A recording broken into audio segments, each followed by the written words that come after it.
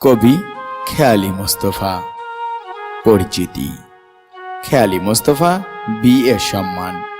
জন্মগ্রহণ করেছেন 1967 তারিখে মহাদেবপুর, নওগাঁতে। তার পিতা ছিলেন মৃত কবির উদ্দিন মণ্ডল, সহকারী শিক্ষক, সরকারি প্রাথমিক বিদ্যালয়ে। মাতা মৃত আমেনা বেগম। খেয়ালি মোস্তফা 4 ভাই 4 বোনের মধ্যে ষষ্ঠ সন্তান ছিলেন বাবা মায়ের।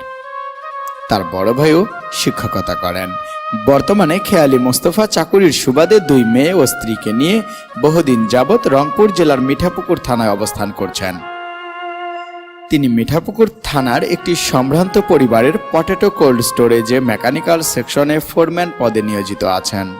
তার বড় মেয়ে সুমি মোস্তফা রংপুর বেগম রোকেয়া বিশ্ববিদ্যালয় থেকে দুর্যোগ ব্যবস্থাপনায় MSc প্রথম ক্লাসে উত্তীর্ণ হয়েছেন। বর্তমানে বড় মেয়েও সরকারি প্রাথমিক বিদ্যালয়ে চাকুরি করছেন। ছোট মেয়ে সুবর্ণা মোস্তফা 2020 সালের ফেব্রুয়ারি মাসে SSC পরীক্ষায় অংশগ্রহণ করেন।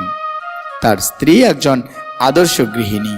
ছাত্রজীবন থেকেই তিনি কবিতা, ছড়া ও ছোট গল্প লিখে থাকেন। এছাড়াও বিভিন্ন স্থানীয় দৈনিক পত্রিকায় লিখছেন নিয়মিত। তার একক কাব্যগ্রন্থের নাম খেয়ালি ভাবনা। যৌথ কাব্যগ্রন্থ রয়েছে 25টি।